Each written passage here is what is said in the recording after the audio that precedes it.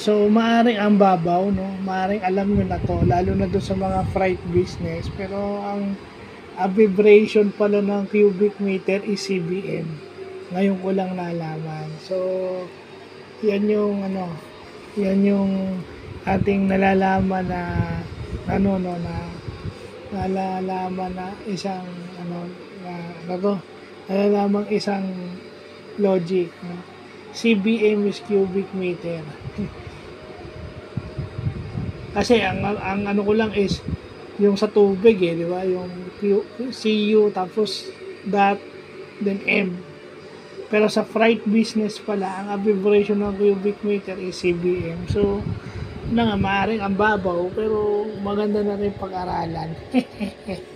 Di ba? Freight business sa ibang larangan. So, yun yung magandang natututunan natin. No? Masyadong tayong marami natututunan at yun ang madalas.